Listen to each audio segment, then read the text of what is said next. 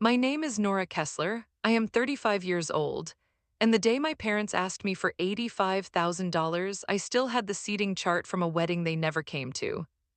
The chart was folded into eighths. It lived in the bottom drawer of my desk for 3 years. I never planned to keep it that long. I just never found the right moment to throw it away. It was a single sheet of cardstock, cream-colored, edges soft from handling, 12 tables, 94 names, my handwriting in the corner where I had crossed out two names and written two new ones the week before the wedding.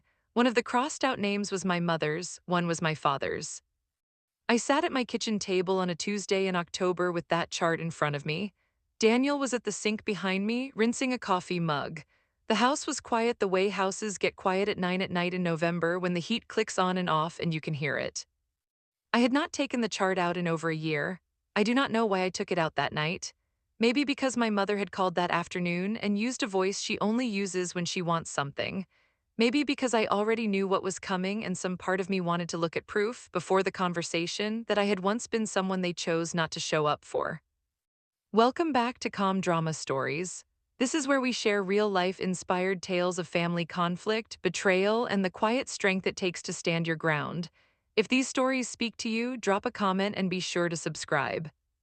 I want to go back to the beginning because none of this makes sense without it. I am going to tell it the way I have never told anyone, start to finish, the way it actually happened.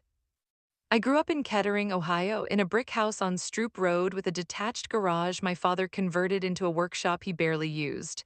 My sister Whitney is 2 years younger than me. For most of my childhood, that 2 years felt like 20. Whitney was the one who got cast in the school play.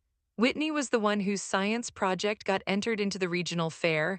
I was the one who got told I was the responsible one, which I learned early was not a compliment. It was a job description. My mother, Carol, ran the house like a small business with one favored client.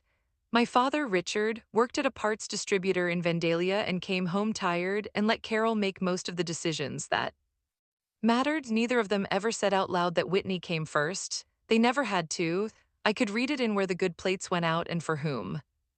I left for Ohio State at 18 and did not look back as hard as I probably should have. I studied actuarial science, which is a strange thing to fall in love with, but I did. I liked the certainty of it. I liked that a number either balanced or it did not, and nobody's feelings could change which. I met Daniel my second year in a study room in Thompson Library at 11 at night. He was getting a degree in mechanical engineering and eating crackers out of a sleeve like it was a meal. I married him 11 years later when I was 32 after a long stretch of building a career first. By then I was a senior actuarial analyst at Midwest Mutual Insurance in Dayton. I had a corner desk and a title with senior in it and a 401k I actually understood. I tell you this not to brag. I tell you this because it matters later what I knew how to read and what I knew how to find. The wedding was set for the second Saturday in June at a restored barn venue called Linden Hall outside Yellow Springs. It cost $22,400, most of it paid by Daniel and me, because by then I had stopped expecting my parents to contribute the way they had for Whitney's quinceanera-style 16th birthday party 9 years earlier.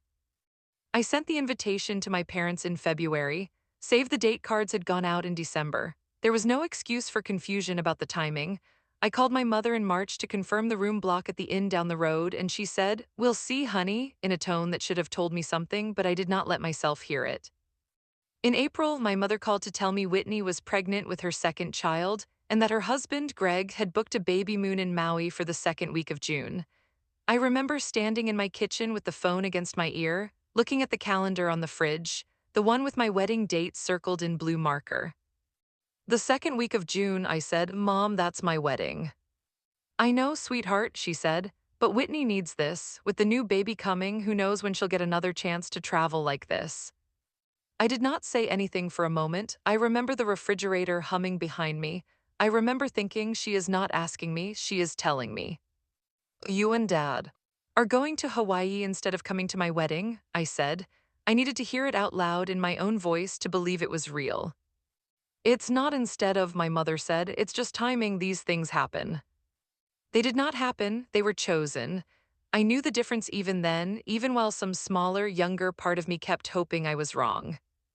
I called my father that same week, hoping for a different answer. He picked up on the third ring and I could hear the television behind him, some baseball game with the volume too low to make out words. Your mother already talked to you, he said. It was not a question. I just want to know if you're coming, I said, both of you to the wedding.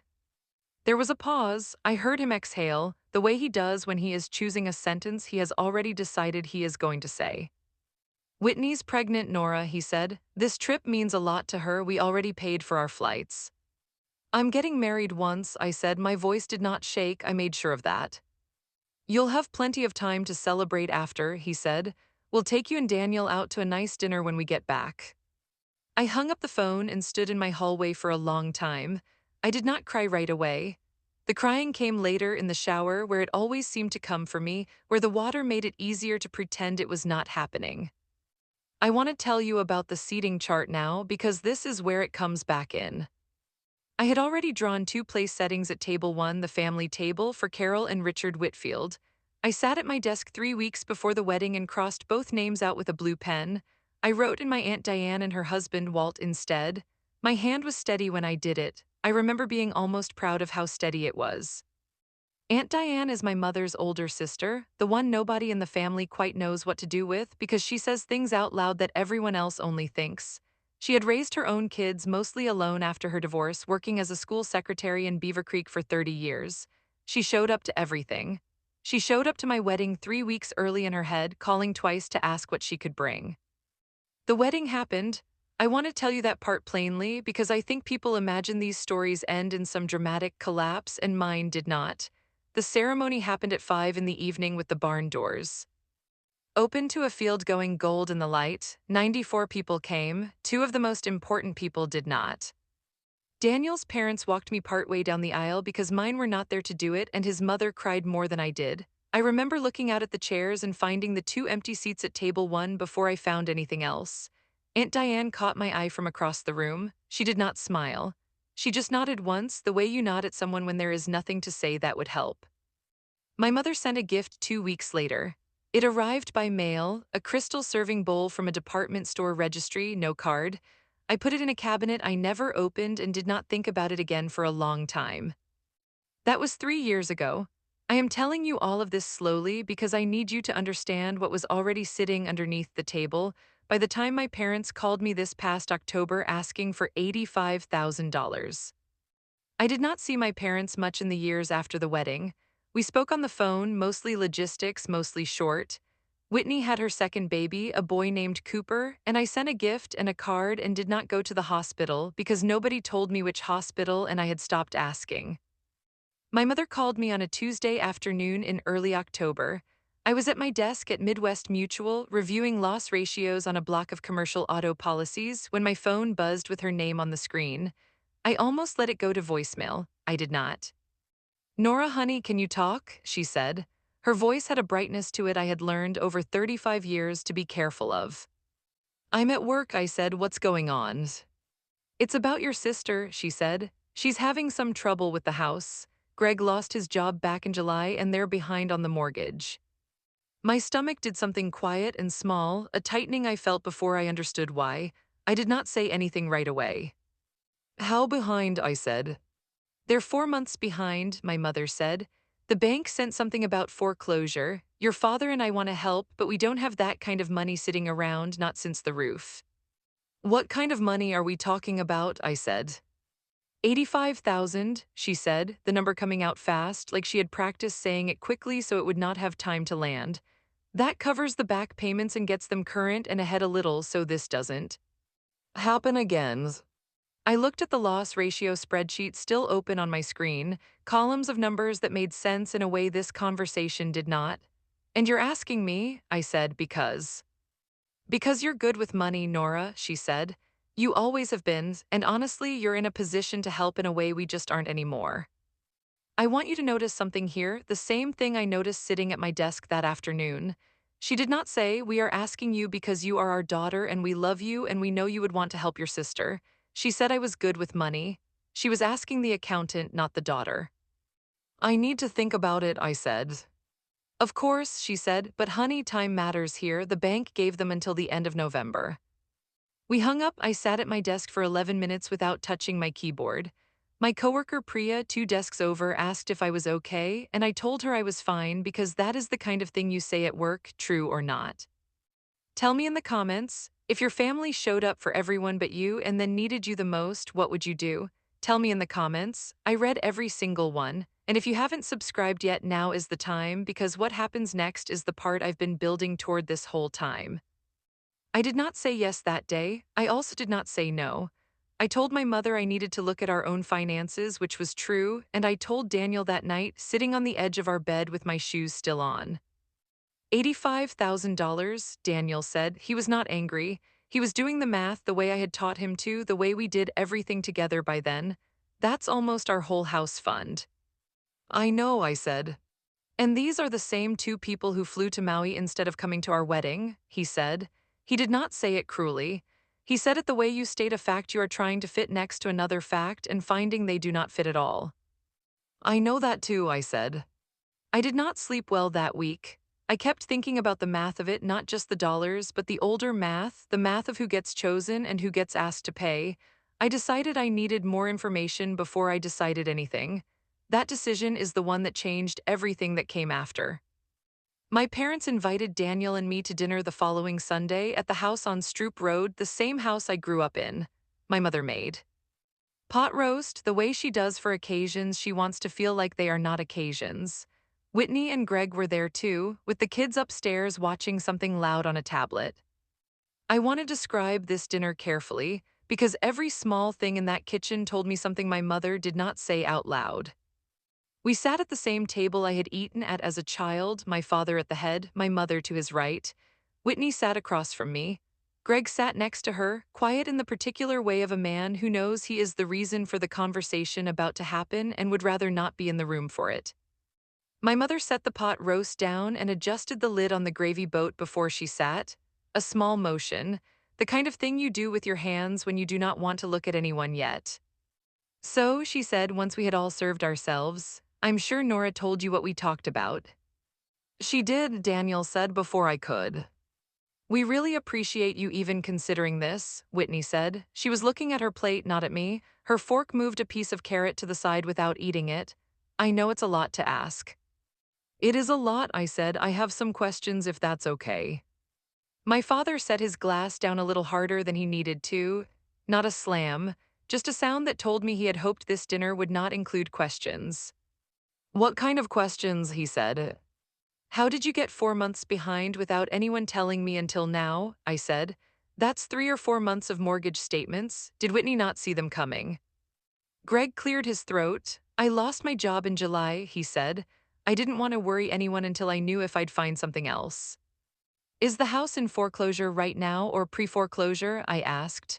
Those are different things legally. I don't know the difference, Whitney said. Her voice had an edge now, thin and quick. I just know we got a letter that scared us. I asked for the letter. Nobody had it with them. My mother said she could get a copy. I said that would help me understand the actual numbers before I made any decision. This is the moment I want you to notice, the small thing nobody else in that room seemed to register. My mother glanced at my father. Just once, just for a second, a look I had seen exchanged between them my whole childhood whenever a question got too close to something they had already decided to keep buried. I said nothing about it. I just put it somewhere in the back of my mind, the way you mark a page without dog-earing it. Why does it matter how it happened? My father said. What matters is fixing it now. It matters to me, I said, because I'm being asked to put up almost 6 figures and I want to understand what I'm putting it toward. The table got quiet. Whitney's son upstairs laughed at something on the tablet, a small bright sound dropping into the silence below it.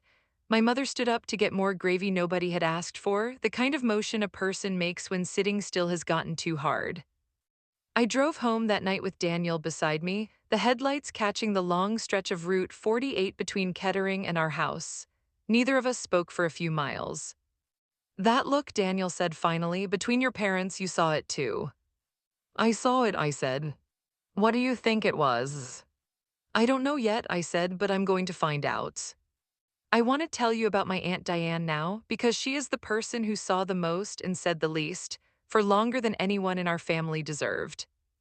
Diane had stopped coming to family dinners about 4 years before the wedding, not in any dramatic way, just slowly. The way a person drifts out of a room they no longer feel welcome in. She still called me, though, every few months just to check in. She had been the one steady adult presence at my wedding when my own parents were on a beach 6,000 miles away. I called her the Tuesday after that dinner, sitting in my car in the Midwest Mutual parking lot on my lunch break. "I figured you'd call eventually," she said before I had even explained why. "You know about the loan request," I said. "I know about more than that," she said. There was something careful in her voice, the kind of careful that comes from holding something a long time. "But it's not really mine to tell you, Nora. Some of it belongs to your grandmother." My grandmother, Eleanor Prout, is 81 and still lives in the house on Cherry Street in Beaver Creek where my mother and Diane grew up. Her memory had been slipping for the past year slowly, in patches, the kind of decline that makes a family start having conversations in quiet kitchens about what comes next. "What does Grandma Eleanor have to do with this?" I asked. Diane was quiet for a moment. "Ask your mother about the home equity line on Cherry Street," she said. "Ask her when it was opened and what it was used for, then call me back." I did not call my mother that day. I sat in my car a while longer, the engine off, my hands cold on the wheel even though it was not that cold outside. Something behind my sternum had gone tight, and it did not loosen the rest of that afternoon. I went back to my desk and did the thing I am trained to do, the thing that makes me good at my job and occasionally exhausting to live with. I started pulling at threads quietly, the way you do when you are not ready to confront anyone yet, only to understand. I knew from old conversations over the years that my grandmother's house on Cherry Street had been paid off since the early 2000s. I knew it because my grandfather, before he passed, used to talk about it the way men of his generation talked about debt, like a weight finally set down. I had no reason to think there was a loan on that house at all, let alone one large enough that Diane would bring it up in the same breath as Whitney's foreclosure. I did not have access to bank records that were not mine.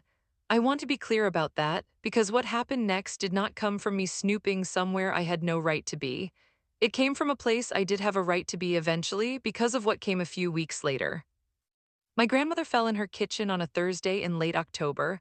A small fall, nothing broken, but enough that my mother and Diane agreed it was time to start sorting through the house, in case assisted living became necessary sooner than anyone wanted. I was asked to come help on a Saturday because I am the one in the family who is good at paperwork, the same reason I had been asked for $85,000 3 weeks earlier. I want to walk you through that Saturday slowly because this is the turn, and I have thought about every minute of it more times than I can count. The house on Cherry Street smells like cedar and old coffee, the way it always has. My grandmother sat in her recliner in the front room while my mother, Diane, and I went through the back bedroom closet, the one she used as an office for 40 years, full of filing cabinets nobody had opened in a decade. My mother was distracted that day, on her phone twice about something with Whitney, leaving the room both times. Diane and I were left alone with the second filing cabinet drawer, the one labeled house in my grandfather's handwriting, faded, but still legible. I found the folder almost by accident, tucked behind a stack of old tax returns. It was a manila folder, soft at the corners from age, with Home Equity 2019 written across the tab in blue ink. My mother's handwriting, not my grandmother's. I opened it at the kitchen table, with Diane sitting across from me, not stopping me, not helping me either, just watching the way she had been watching for years. Inside was a home equity line of credit application from a bank in Dayton, dated April 2019, in my grandmother's name for $40,000 secured against the house on Cherry Street. Attached was a disbursement record showing the full $40,000 wired out within a week of approval to an account ending in 4471. I sat very still for a moment. The kitchen clock ticked above the stove, the same clock that had hung there my whole childhood. I did not say anything, I just kept reading. There was a handwritten note clipped to the back in my grandmother's looping cursive, the handwriting she used before her hands started shaking. It read, "For W's house down payment. Carol says not to tell N, she'll worry about fairness, will explain later if needed." I read that sentence 3 times. W for Whitney, N for me, will worry about fairness, as if fairness were a flaw in me to be managed rather than a question worth answering honestly. "You knew," I said to Diane, my voice came out quieter than I expected. "I found that folder 2 years ago," she said. "I told your mother I thought you deserved to know. She told me it wasn't my business. I let it go longer than I should have. I'm not proud of that." "Why didn't you tell me?" I asked. I was not angry yet. I was somewhere underneath anger, a flat, still place where you have not decided what to feel. Because it wasn't my secret to give away, Diane said, and because some part of me kept hoping your mother would do it herself before it came to this. I sat with that folder open in front of me for a long time.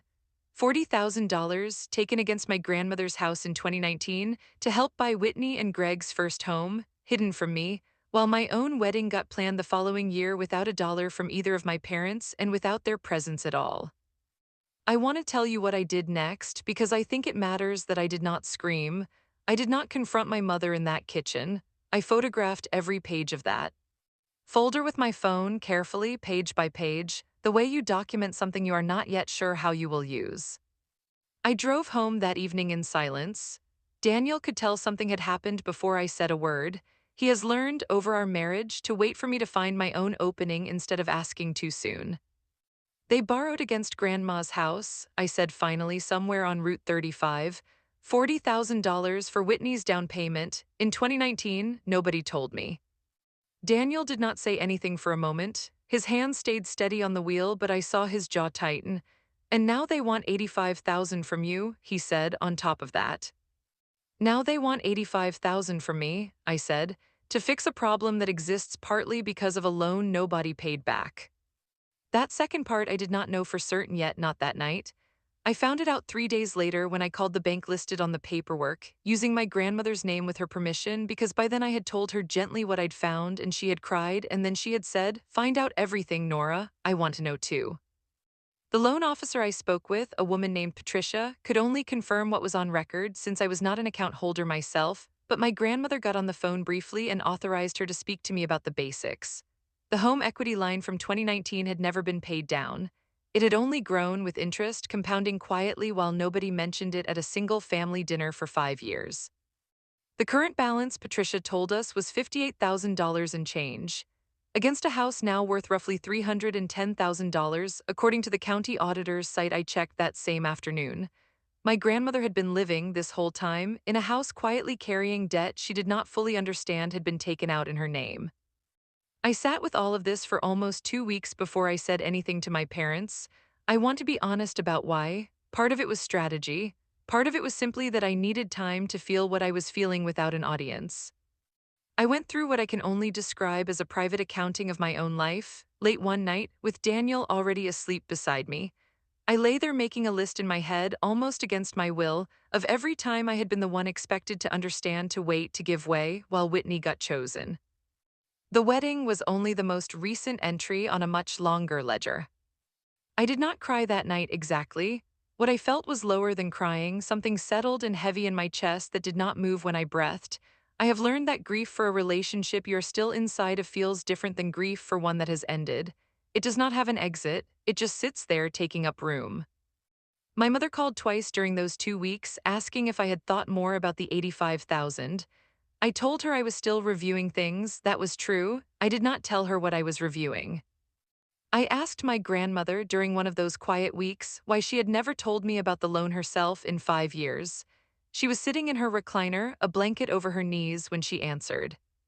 "Your mother said it would make things complicated at your wedding," she said. "She said you'd think we were choosing sides if it came out then. I should have told you anyway. I think I knew that even then." Complicated at my wedding, I repeated. My grandmother had not even been at my wedding, not really, not in any way that mattered, because by then her memory had already started slipping enough that she mostly sat at table one in a quiet daze, smiling at people she could not always name. The two empty chairs beside her had been my parents. I decided I needed to see my mother alone, without Whitney, without my father, without the table dynamics that always seemed to protect her from a direct question. I asked her to meet me for coffee on a Wednesday morning at a small place near her house called the Front Porch, before either of us had to be anywhere else that day. I want to describe this conversation slowly because it is the one that mattered most, and because I think the way it actually went will surprise you more than a shouting match would have. My mother arrived first and had already ordered her coffee, a small kindness that almost undid me before we had even started talking. She wrapped both hands around the mug when I sat down, the way she does when she is bracing for something. "You wanted to talk," she said, "about the loan for Whitney." "I wanted to talk about a different loan first," I said. I set my phone on the table, screen up the photographed folder already open to the first page. The one from 2019, $40,000 against Grandma's house for Whitney's down payment. My mother's hand moved on the mug, a small adjustment, turning it slightly on its base, the same kind of small motion she had made with the gravy boat lid weeks earlier. She looked at the phone for a long moment before she looked at me. Where did you get that? She said, not a denial, a location question. I noticed that too. From the filing cabinet at Cherry Street, I said. While we were sorting through Grandma's things, Diane was there. Diane should have left it alone, my mother said, and there was something tired in her voice now, not anger exactly, more like the sound of a person finally setting down something heavy they had carried too long without help. Why didn't you tell me? I asked. I kept my voice level. I had practiced keeping it level alone in my car more than once. Because I knew exactly what you'd say, my mother said. You'd ask why Whitney got help and you didn't. You'd be right to ask it. I didn't have an answer that didn't make me look the way I probably am. I sat very still. I had not expected that sentence. I had expected defense, deflection, some version of you don't understand how hard it is to raise two daughters.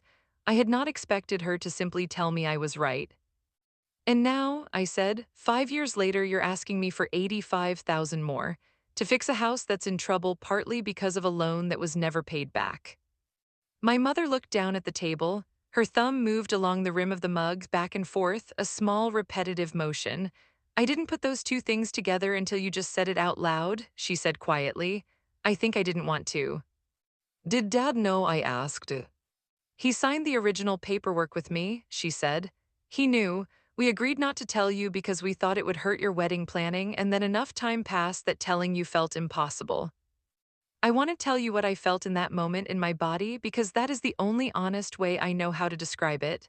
My shoulders, which I did not realize had been pulled up toward my ears for weeks, came down maybe 2 inches. Not relief exactly, just the release of a position I had been holding without noticing. I'm not giving you $85,000, I said. My mother nodded slowly, like she had already expected this, even while hoping otherwise. But I'm not walking away either, I said. I want to help Grandma, not Whitney's house, Grandma's house, and the debt sitting on it that nobody told her she was carrying. What does that mean? My mother asked. It means I'm going to sit down with Grandma's lawyer, I said, and figure out how to pay down or restructure the home equity line in her name so she's not exposed if something happens to her. That protects her. It doesn't bail out a foreclosure that happened because of choices Whitney and Greg made. My mother was quiet for a long moment. Whitney's going to be furious, she said. Whitney can be furious, I said. I love my sister. I'm not interested in punishing her. I'm also not interested in pretending the last 5 years didn't happen the way they happened. I want to tell you about the legal piece of this, because I think it matters, and because it is the part of the story where my job stopped being incidental and started being useful in a way that mattered to people I love. I met with my grandmother's estate attorney, a calm, precise woman named Carmen Alvarez, in her office on Far Hills Avenue, 2 weeks after that conversation with my mother. My grandmother came with me, lucid that day, asking sharp, clear questions that reminded me where I had got my own habit of asking sharp, clear questions. Carmen reviewed the original 2019 loan documents and confirmed what I already suspected. My grandmother had signed under the belief, as stated in a separate note in her own file, that the money was a short-term bridge loan that Whitney and Greg intended to repay within 2 years. No repayment had ever occurred. No written agreement to that effect existed beyond my grandmother's own handwritten note. This is fully enforceable against the property as written, Carmen told us, but there's no formal agreement requiring your daughter and her husband to repay your mother. Legally, it sits as your debt, not theirs, unless we draft something now to change that. We spent that meeting drafting exactly that. A formal promissory note naming Whitney and Greg as the responsible parties for the remaining $58,000 with a modest repayment schedule, 12 years at low interest, designed to be sustainable rather than punishing. I agreed to pay down $15,000 of the principal directly as a gift to my grandmother to reduce her risk immediately, not $85,000, 15. My grandmother signed the new documents with a steadier hand than I had seen from her in over a year. I should have asked more questions 5 years ago, she said to Carmen, folding her hands on the desk when she was finished. I'm asking them now instead. I called my mother that evening to tell her what we had done. I did not call to ask permission. I called because I thought she deserved to hear it from me directly rather than through Whitney's anger later. 15,000, my mother repeated, not 85. 15,000 to protect Grandma, I said. Not a dollar toward Whitney and Greg's mortgage. That's between them and the bank now, and it's documented as a real debt between them and Grandma with real terms. There was a long pause on the line. I think that's fair, my mother said finally. Her voice sounded smaller than I had ever heard it. I think it's more than fair, actually. Whitney called me 3 days later, and I want to be honest, that conversation was not as calm as the one with my mother. She accused me of humiliating her, of making her sign paperwork like a stranger instead of family, of caring more about being right than about her family's home. I let her finish. I did not raise my voice once, even when mine wanted to. I'm not trying to humiliate you, I said when she had gone quiet. I'm trying to make sure Grandma isn't the one left holding a debt nobody told her the real terms of. You and Greg can decide how you want to handle your mortgage with the bank. That part isn't mine to fix. You could have just given Mom and Dad the money, Whitney said. It would have been so much easier. Easier for who? I asked. I did not say it cruelly. I said it like a real question because I genuinely wanted her to sit with it. She did not answer that one. We hung up not quite at peace, but not at war either. Somewhere in the long, slow middle that I have learned is usually where real families actually live. I want to tell you about the witness in this story now because I think she deserves the last real scene before I close this out. Aunt Diane. I drove out to see her on a Sunday afternoon in late November, almost 2 months after that first phone call about the $85,000. We sat at her kitchen table, the same kind of cedar and coffee smell I remembered from Cherry Street, because she had grown up in that house too. I should have told you sooner, she said again, the same sentence she had said the day we found the folder. You told me. When it mattered, I said, maybe not as soon as I wanted, but you told me before it was too late to fix anything. I watched your family do this to you your whole life, Diane said. Whitney got the spotlight, you got the responsibility. I used to think someday somebody would notice and say something. Then I realized that somebody was probably going to have to be me eventually, even though it wasn't really my place. It was exactly your place, I said. You were the only one who said anything at all. We sat with that for a while, not saying much else, the kind of silence between two people who do not need to fill every space with talking. I want to close this out the way it actually ended, quietly, without a courtroom, without anyone disowning anyone, because that is the truth of it, even if it is less satisfying than a clean ending might be. My grandmother is doing well, all things considered. The new promissory note is being paid on schedule by Whitney and Greg, slowly, the way real debts get repaid when someone finally writes down the actual terms. My mother and I talk more now than we did before any of this happened, careful conversations, not perfect ones, but real. My father has never apologized for missing my wedding, not directly, not in so many words. He did, however, show up unannounced at our house this past spring with a box in his hands, an old toolbox that had been his father's, and said almost gruffly, "Thought Daniel might want this, for projects." I do not know exactly what that gesture meant. I have decided not to need it to mean everything. I went back to my desk drawer last week, the one where the seating chart had lived folded into eighths for 3 years, untouched since the wedding. I took it out one more time and unfolded it carefully on the kitchen table, the same table where I had first looked at it the night my mother called about the $85,000. I looked at the two crossed out names at table one for a long moment. Carol Whitfield, Richard Whitfield, crossed out in my own steady blue handwriting 3 weeks before a wedding they chose not to attend. I did not throw the chart away. I had a small frame already sitting empty in a closet, bought on impulse a year earlier for a photo I never got around to printing. I slid the seating chart into it instead, folds and crossed out names and all, and hung it in my home office where I do my work, where the numbers always have to balance before I let them rest. It is not there as a wound I keep reopening. It is there as a record, the kind I am trained to trust more than memory alone, of exactly what happened and exactly when. Some things in a family get smoothed over with time until nobody can quite agree what occurred. I decided I did not want that particular thing smoothed over. It hangs across from my desk now, where I can see it every morning when I sit down to work. Some mornings I barely notice it at all. Other mornings I look at it for a long moment before I open my laptop, And I think about how far a person can travel in 3 years from being the one who is asked to wait to being the one who finally asks the questions that matter.